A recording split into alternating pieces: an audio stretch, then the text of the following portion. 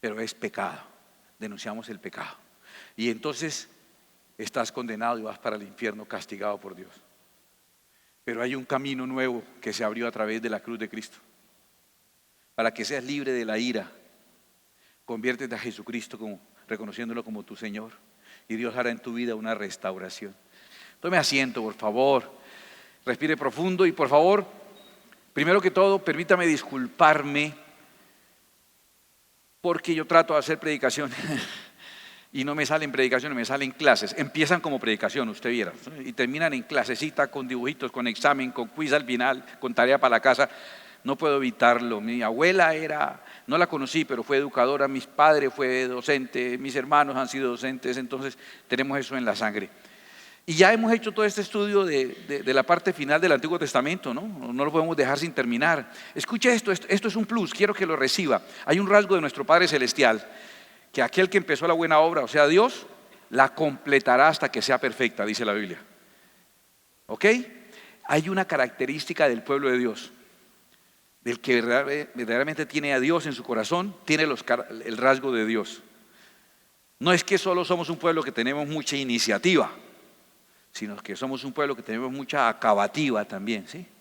Lo importante no es solo la iniciativa, sino la acabativa. La persona que tiene el carácter alterado, influido y transformado por Cristo, lo que empieza lo termina. No acostumbramos dejar las cosas a medio hacer ni tiradas. Nuestra naturaleza espiritual nos hace ser personas que lo que empezamos lo llevamos hasta feliz término. Entonces, como hemos estado estudiando esto, terminemos esta serie hoy del Antiguo Testamento, ¿cierto? Con el tema de los profetas. Terminémoslo hoy, ¿vale? ¿Listos? Perdonen que sea clase. Póngale ganas, póngale intención, no se canse, no se fatigue, que al final vamos a tomarlas. Hoy está riquísima la Santa Cena. No se vaya a perder esa oportunidad. Entonces, a la clase. ¿Listos? Bueno, nosotros tenemos del Antiguo Testamento de los años antes de Cristo, en el 1000 antes de Cristo, ¿a quién ubicamos? A David, ¿cierto que ubicamos a David? Al rey David. Y hasta David, el reino o el gobierno, hasta David era uno solo. Israel era uno solo, ¿recuerdan? Aquí pasa algo. Lo pusimos en el 1000, usted dirá, pero que no es exacto. Pues no importa, pero por ahí más o menos, ¿cierto? En el 1000 más o menos ocurre que David tiene al pueblo unido. Y tiene a su hijo Salomón, y Salomón llevó a Israel a un esplendor de riqueza y de poder tremendo, ¿cierto? Pero apretando un poquito a la gente en cuanto a impuestos y todo, construyó el templo. El papá le dejó los materiales, pero le tocó terminar ese trabajo. Y Salomón lo hizo. Salomón después lo reemplaza a su hijo. Mire este nombre para un gobernante, qué nombre tan sincero. Roboam. Así se llamaba, Roboam, el gobernante, el hijo de Salomón. Y entonces Roboam fue puesto como rey y aprovecharon los ancianos de Israel. Israel estaba unida, era uno solo.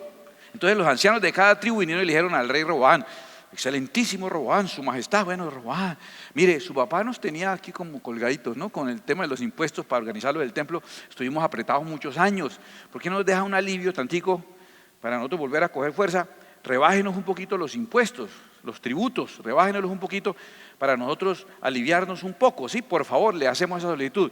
Y él nos dijo: espere, les respondo, voy a consultar con mis asesores. ¿Sabes quién eran los asesores? Los asesores de él, los jóvenes, millennials. Se reunieron todos pocos millennials a hablar sobre impuestos. No habían pagado un impuesto en la vida, nada, no habían pagado. Y se reunieron a decidir qué hacer con los impuestos. Los que nunca habían pagado un impuesto, los que todo le ponían en la mesa, se reunieron a decidir.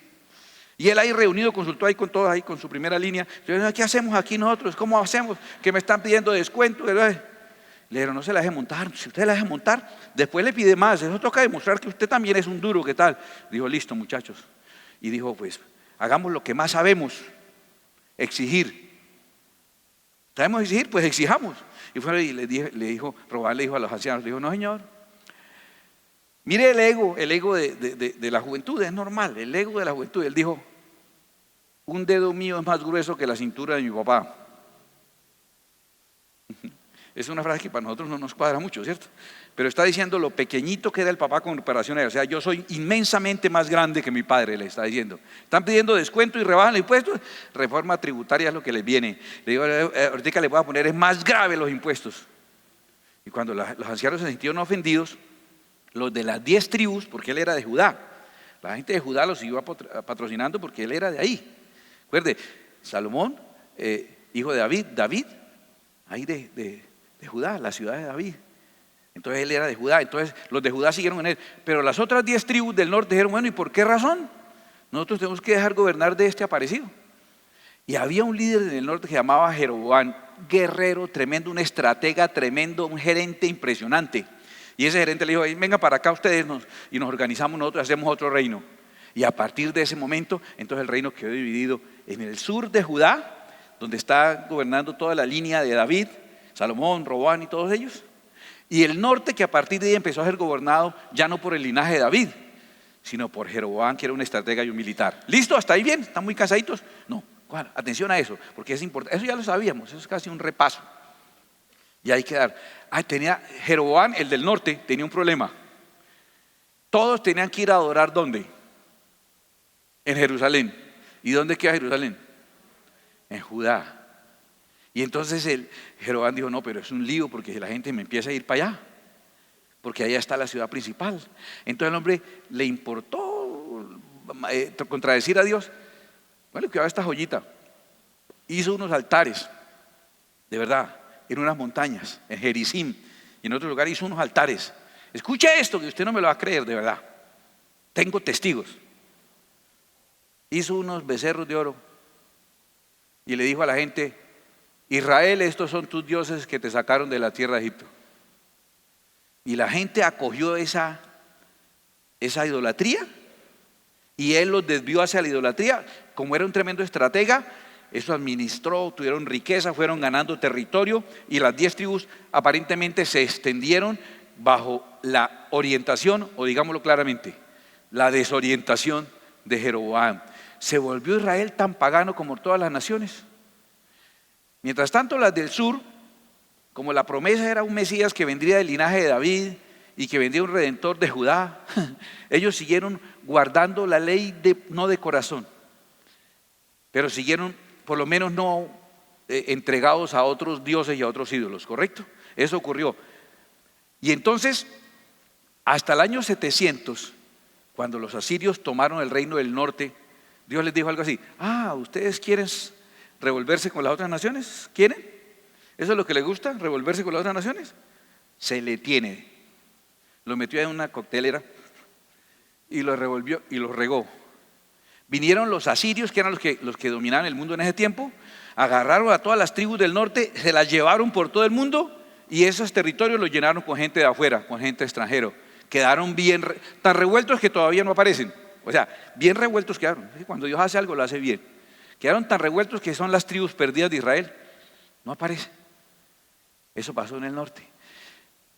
Vinieron los asirios. Después a los asirios los derrocaron el siguiente grupo, que eran los caldeos y los persas, pero específicamente los caldeos babilónicos, Nabucodonosor. Porque también Judá fue infiel a Dios.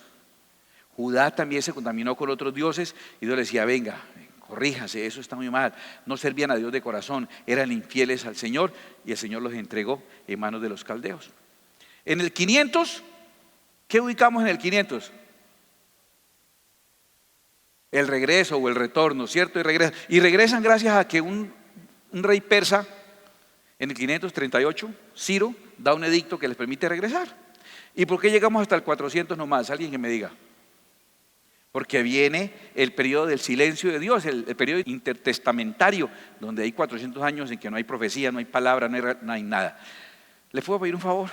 Grábese este esquema, por favor, téngalo en su mente. Es importante que usted tenga esto claro, porque ya vamos a terminar este ciclo, vamos a entrar con otro estudio. Voy a procurar no ser tan académico, pero vamos a empezar otro. Entonces, por favor, tenga claro esto. Ese es el momento, esa es la historia del 1000 hasta el 400. A ver, ahora vamos a ubicar a todos los profetas en ese periodo, para que lo entiendan. A ver, escúchame esto, vas a aprender varias cosas interesantes. Hay muchos profetas en la Biblia. Sus narraciones de sus ministerios, de su trabajo, de sus predicaciones también, ¿cierto?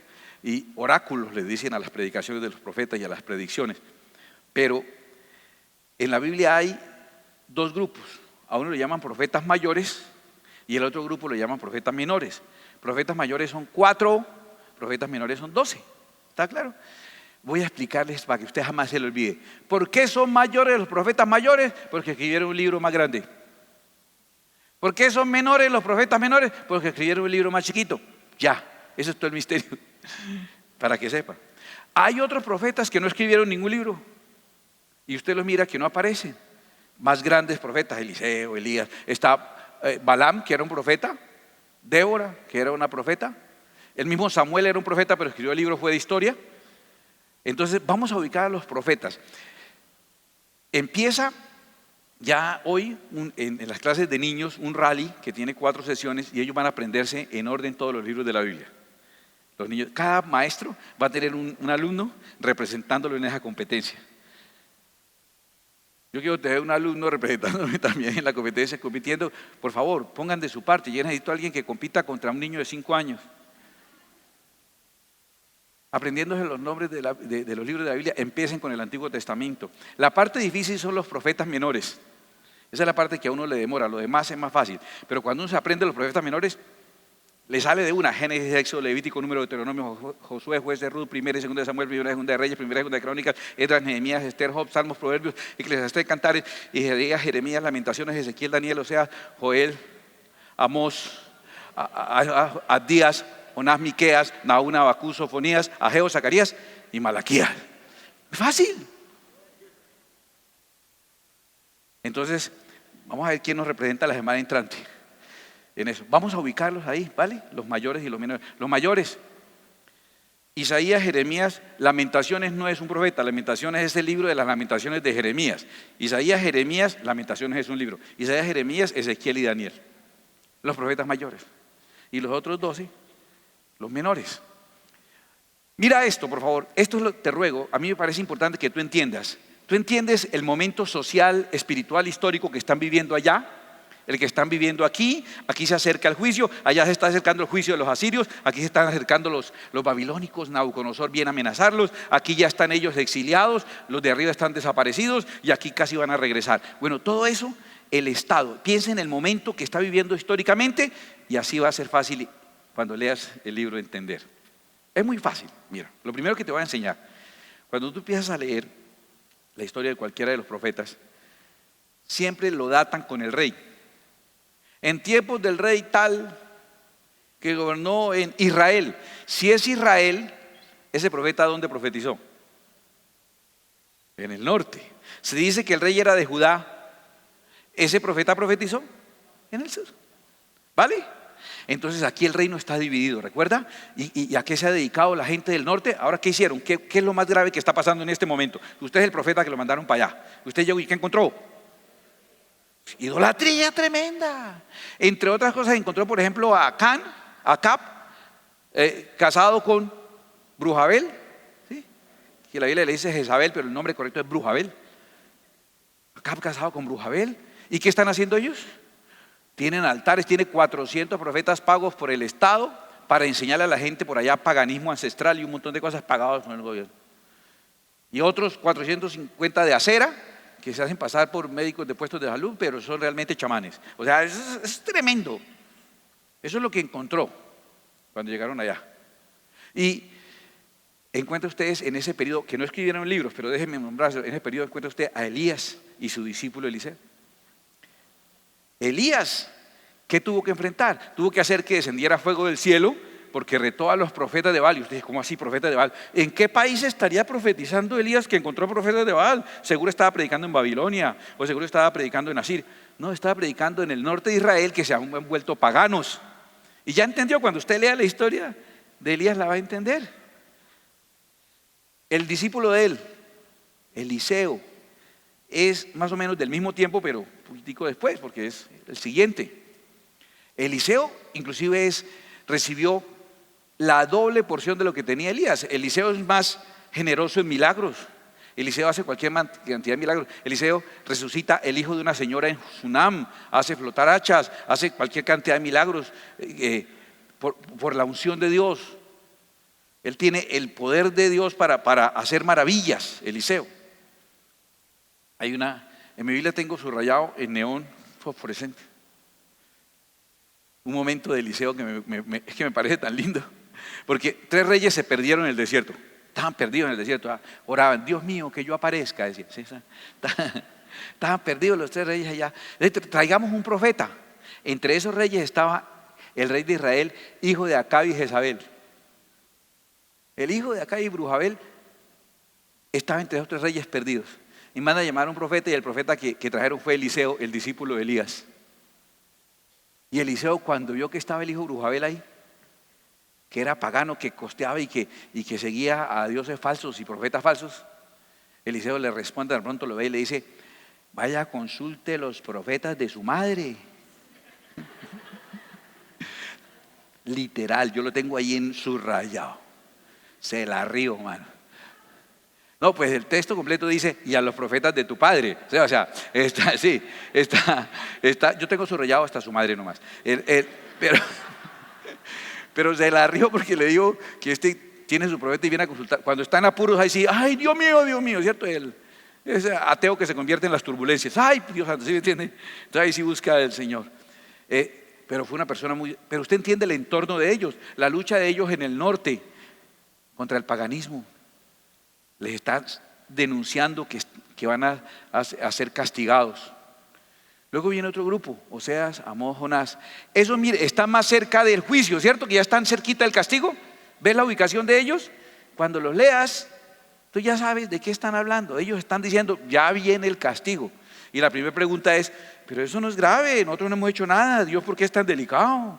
¿Por qué es tan tocado de que uno pues le lleve una ofrenda a un becerro? Pues, está bonito el becerro ese, ¿cuál es el problema? Nosotros también guardamos algunas cosas de Dios, eso hay que revolver ahí un poquito de cada cosa, no hay que ser tan fanático, vaya ya a las reuniones, pero fanático no se vuelva vecino, ¿sí me entiende? Tenían ahí sus ideas así perdidas ellos. ¿Qué hace Dios para que entiendan la gravedad de lo que han hecho?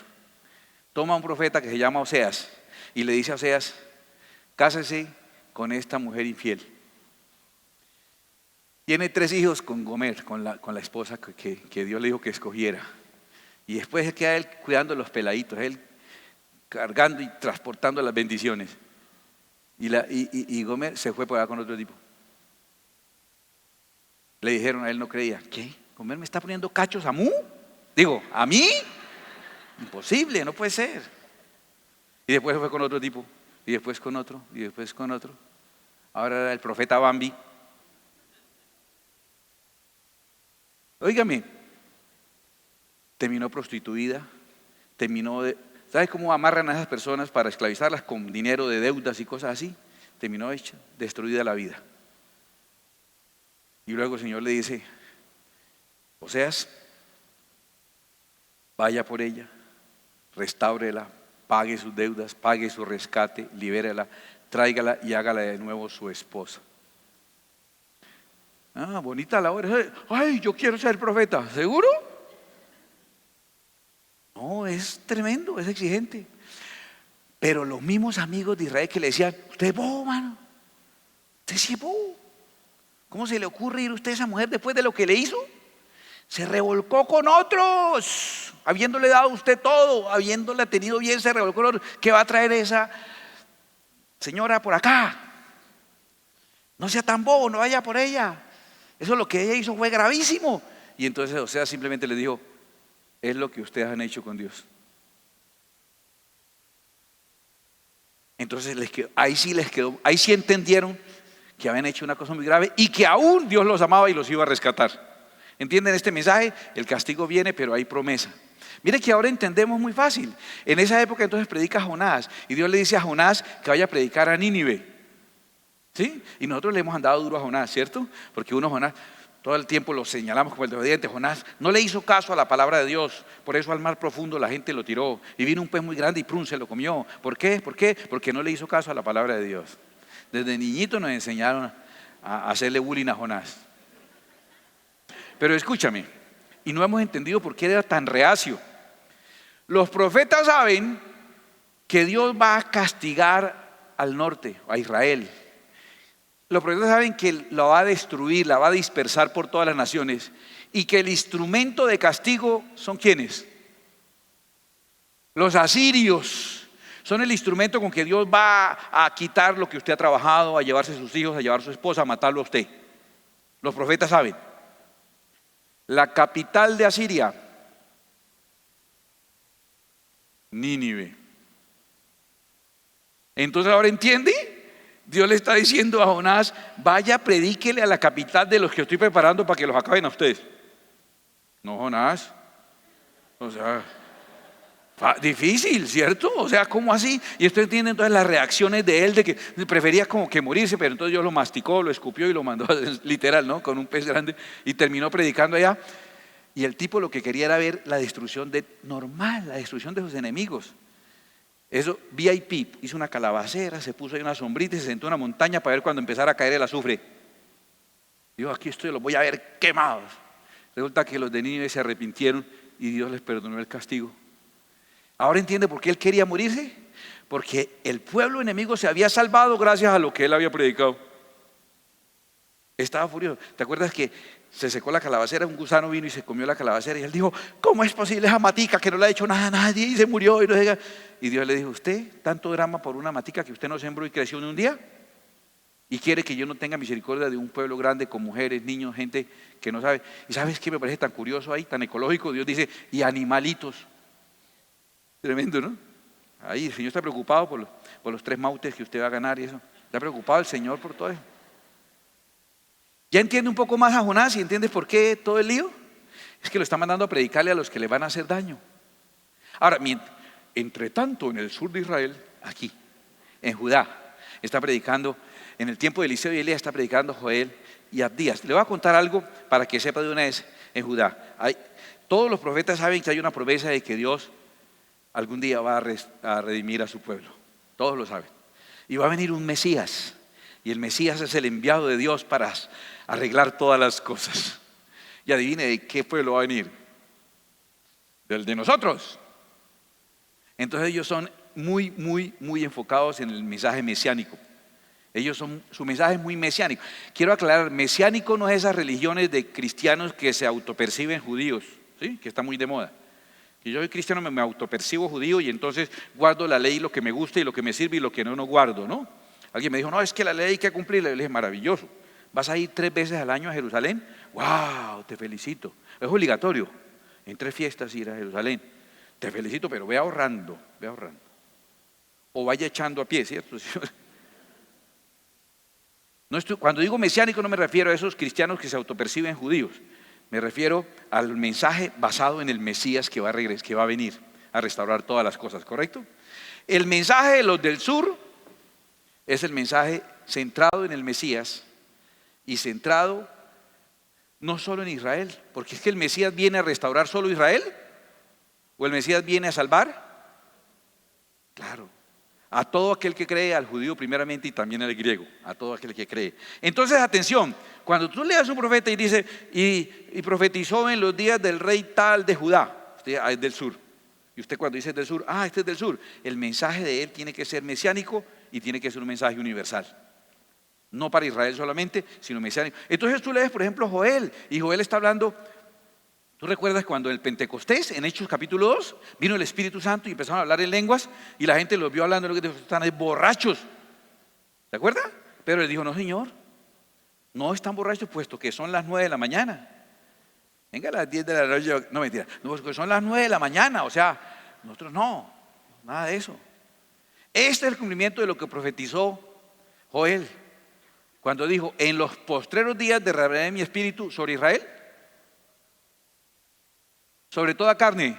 ¿Por qué está hablando de todas las naciones y toda carne? Porque es un profeta del sur, de Judá, es un profeta de Judá. Su mensaje es mesiánico y es universal. De hecho, por ejemplo, el mensaje de Abdías es un mensaje contra la nación de Edom. Edom, los descendientes de Esaú. Israel, los descendientes de Jacob. Son hermanos. Y Edom, escúcheme, está al otro lado del río. Y Edom es enemigo de Israel. Les voy a contar un chisme. A veces aquí entre nosotros no le cuenten nada, es para que ore. Los de Edom, cuando los babilónicos tomaron Judá, mataron gente y se llevaron los utensilios de la casa de Dios para Babilonia, ¿recuerdas? Que llevaron a Daniel, ¿se recuerda eso? Los de Edom vinieron, se llevaron gente, secuestraron, mataron hermanos de ellos y se robaron lo poquito que quedó.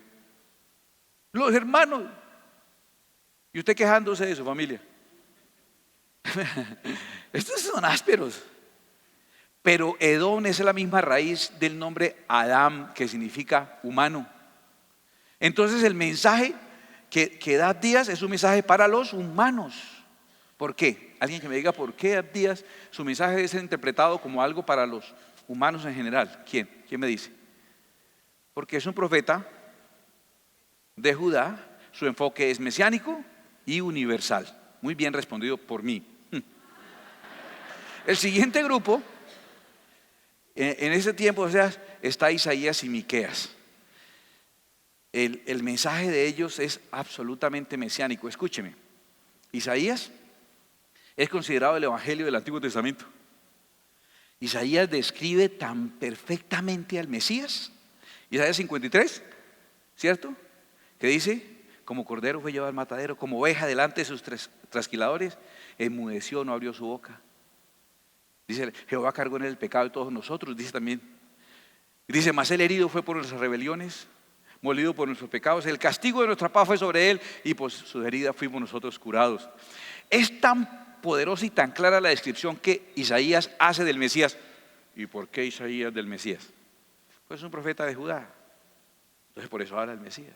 Es tan perfecta esa descripción que la mayoría de judíos que hoy son creyentes en Cristo, no cristianos que se autoperciben judíos, no, judíos de sangre que han conocido a Cristo Jesús como su Señor y Salvador, lo hacen a partir de leer en Isaías la descripción que uno de sus libros aceptados hace del Mesías y coincide con Jesús de Nazaret perfectamente. Entonces Isaías es el evangelio del Antiguo Testamento. Un dato curioso: Dios le dice a Isaías para que vea lo que Dios planea desprotegerlos, porque está acercándose el juicio, ¿no? Está acercándose el juicio. Entonces les dice el Señor, para que vean lo que les espera, para que vean lo que les viene pierna arriba tan difícil. El Señor a Isaías lo pone a profetizar durante 3 años desnudo. Usted quería ser profeta, ¿no? Dijo. Usted no sabe lo difícil que es uno profetizar desnudo 3 años. No, lo difícil que es ponerle cuidado a lo que está predicando a ese señor. Se siente uno como expuesto, ¿no? Pues así le tocó a él. Quiero aclarar algo de todas maneras. En la escritura el término desnudez no implica ausencia total de ropa. En la escritura la mayoría de las veces que se habla de desnudez se habla de estar en paños menores, ¿correcto? Entonces es posible que él predicó en boxer 3 años, ¿sí me entiende? O sea, no necesariamente totalmente desnudo, porque hubiera sido difícil que le pusieran cuidado. Pero por eso yo creo que, bueno, en otras iglesias, en otros países, la forma de vestir de algunos, de acuerdo a la escritura, sería desnudez. Esa vino desnuda al culto, ¿sí? Según la escritura, ¿no? Según la escritura, en otros países que yo he ido, ha pasado eso. Porque la Biblia habla de desnudez cuando se exponen las partes que no deben ser expuestas, ¿correcto? Esa es la profecía de Isaías. Por ejemplo, Miqueas es el que nos dice que el Mesías nacerá en Belén. Mas tú, Belén Efratá, no eres la más pequeña entre las tribus de Israel, porque de ti vendrá un Salvador. Ese es Miqueas. ¿De qué está hablando Miqueas? ¿Del Mesías? ¿Y por qué? Pues un profeta del sur. ¿Y cómo sé que es un profeta del sur? Fácil. Usted mira en tiempo de qué rey y dice si era un rey de Israel o era un rey de Judá. Ya. Estamos listos. Después de esto viene este otro grupo. Este otro grupo está hablando ya muy cerca del momento del juicio. Ya viene el juicio. Entonces esto es lo que le están diciendo a la gente es: no hicieron caso. Los primeros le están diciendo: arrepiéntese. O sea, mire, ustedes están fallando en esto, por eso van a ser castigados, ¿correcto? Y cuando viene el castigo, entonces cuando el profeta le dice: ahora arrepiéntase porque está siendo castigado por lo que hizo mal. Y después en el castigo les dice: y pronto habrá una restauración. Mire, esto le están diciendo: ya el castigo viene. ¿Recuerda que estudiamos a Jeremías? Jeremías, ¿qué les decía? Vino con un yugo de esos de arar, de madera, y les dijo: no traten de pelear contra Nabucodonosor. Dios va a poner el yugo de Nabucodonosor sobre ustedes. No pierdan el tiempo, más bien arrepiéntanse. ¿Qué hicieron? Le partieron el yugo, lo cascaron a él, le partieron el yugo, le dañaron la multimedia que él había hecho. Entonces volvió con un yugo de hierro, ¿no? Dijo: bueno, ahora Dios le va a poner un yugo más pesado todavía. Y a ver, pártame este, a ver, ¿sí me entienden? Y vino y trajo eso. Les está advirtiendo que el juicio ya viene, porque realmente el juicio ya viene, está ahí inmediatamente. Esos son los profetas previos a esos. Después de eso tenemos el grupo. Ahora, ya cayeron en manos de los babilónicos. Están exiliados bajo Nabucodonosor, están exiliados. ¿Cuál es el mensaje? El mensaje es denunciar en que han fallado. El mensaje es decirles que ya viene el juicio. Ya, el juicio ya vino. Entonces, aquí el mensaje, ¿qué es? Arrepiéntanse. Mire cómo está usted llevado. Mire, primo, vea usted, se le dañó el hogar, la empresa en problemas, su salud complicada. Primo, busque de Dios. ¿Ah? ¿No es el mensaje que cabe ahí? A mí me parece que era el mensaje. Entonces, cuando lees estos, sabes que, ay, ¿por qué ya no hay más del norte? Del norte quedaron desparramados, ¿recuerdas? Perdimos la pista de ellos. Los del sur le están diciendo a la gente, arrepiéntase. A estos dos los estudiamos, Ageo y Zacarías. ¿Recuerdas cuando fue Zorobabel a reconstruir? Empezaron a reconstruir, pero perdieron el ánimo y dejaron destruir lo que habían construido y se dedicaron a lo de ellos. Ageo y Zacarías le dijeron a la gente, ¿les parece tiempo bonito de poner su casa así bien lujosa como casa de traqueto? ¿Sí? Y el templo de Dios allá en ruinas no lo han terminado, lo dejaron iniciado, y los que somos de Dios no dejamos cosas iniciadas. ¿Sí? Ageo y Zacarías, ¿sí? Le están diciendo. Pero el mensaje de Ezequiel y Daniel aquí es, arrepiéntase porque hay esperanza. Inclusive Malaquías, en los postreros días va a venir el espíritu de Elías y reconciliará al Padre con el Hijo y al Hijo con el Padre. Ya es un mensaje de esperanza. Y con esto, señoras y señores, ya lo preparé. Voy a ponerle a cada nombre de profeta aquí debajito, voy a ponerle de qué año a qué año ministró, ¿vale?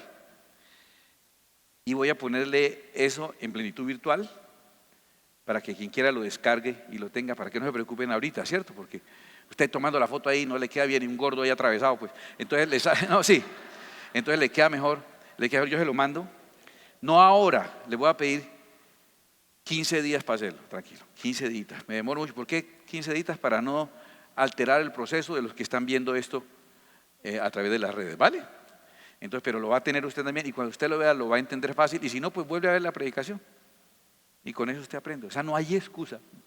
Los de otros lados tal vez tengan excusa. Ustedes vea, bailas, ustedes no tienen excusa.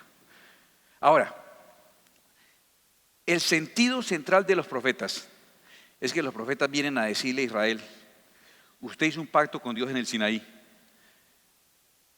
El pacto es, usted será nuestro Dios, ¿recuerdan el pacto?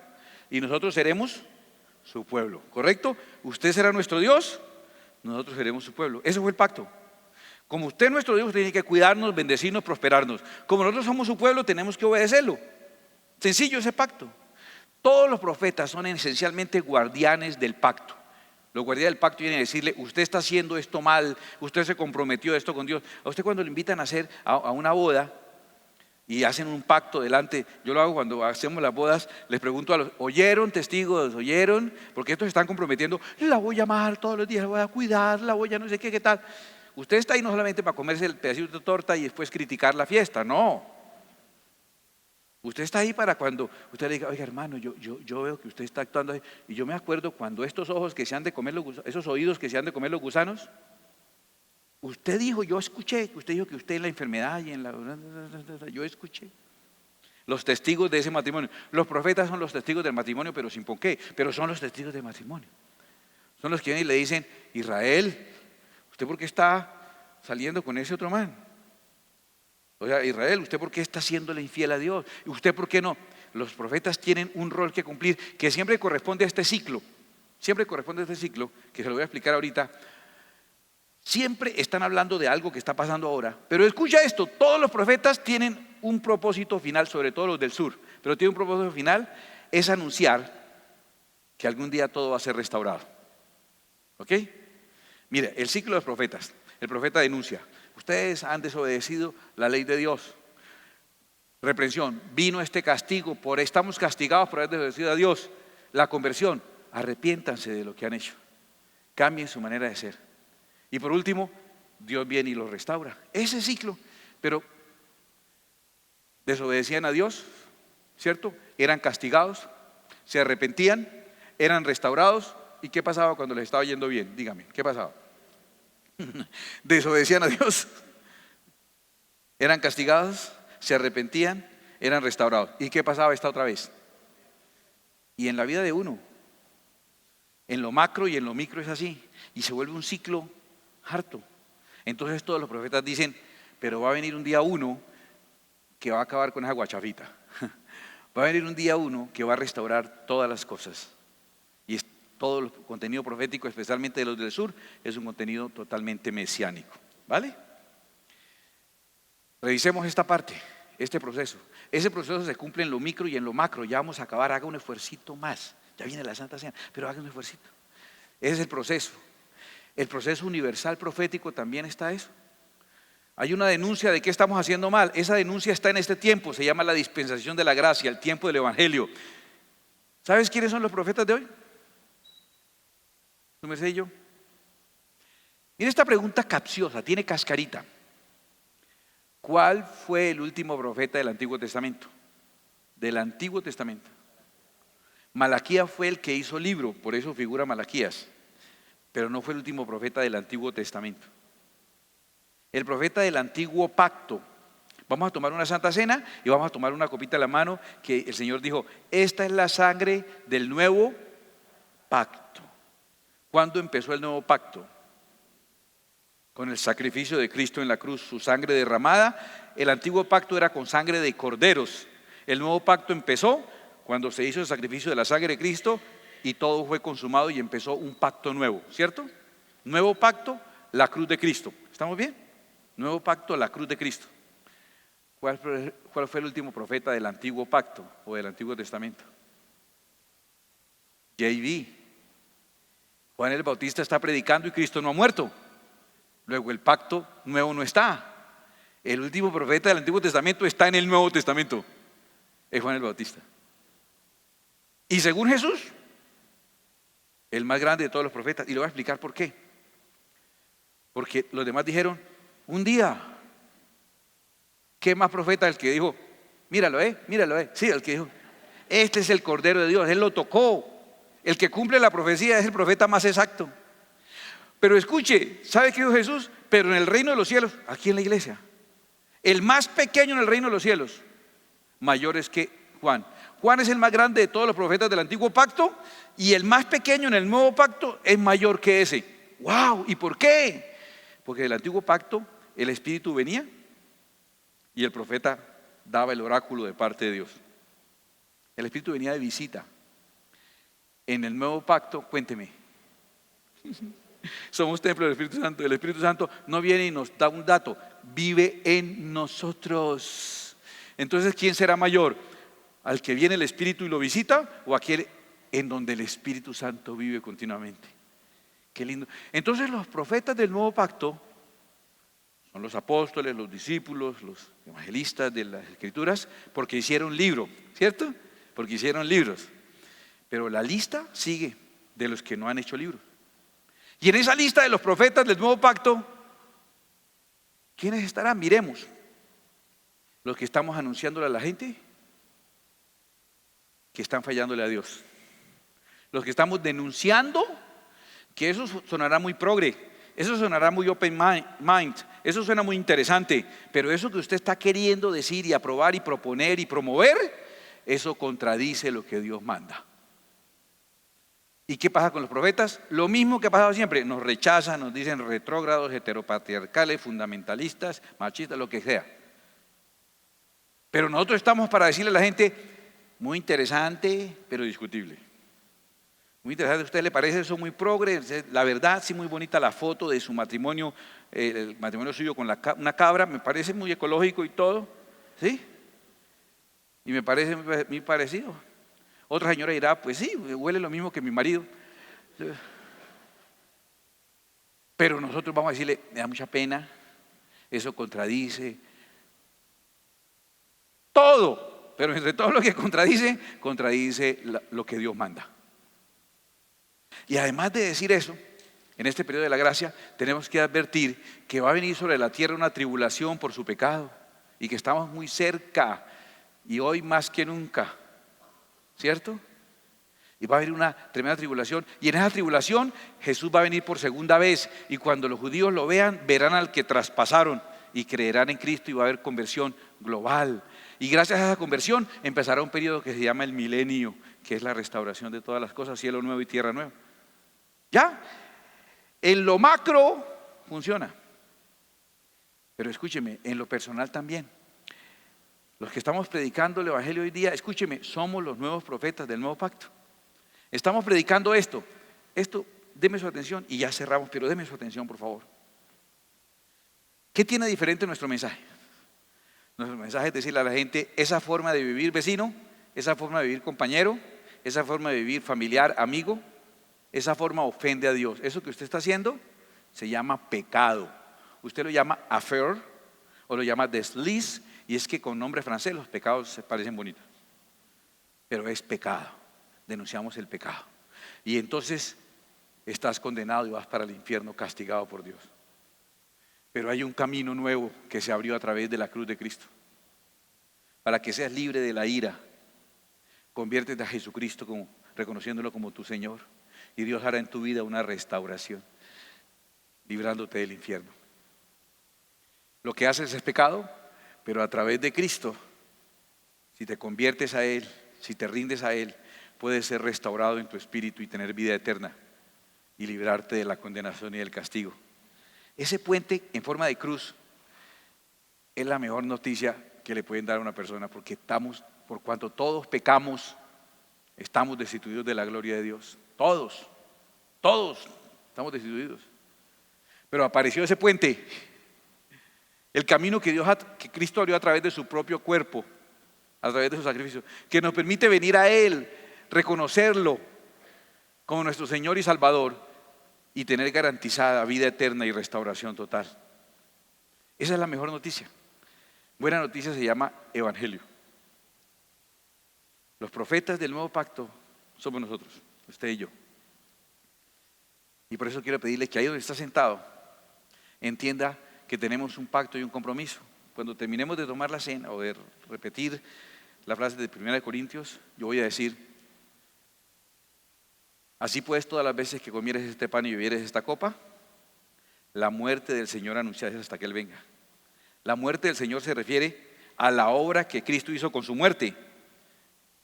El puente, la buena noticia. ¿Cómo se dice buena noticia en griego? Evangelio. Cuando tomamos la cena, estamos aceptando que somos los profetas del nuevo pacto. Y nuestro trabajo es anunciar la buena noticia de que en Cristo hay salvación para todos aquellos que merecemos estar condenados, que somos todos. La denuncia, estamos condenados y merecemos estarlo.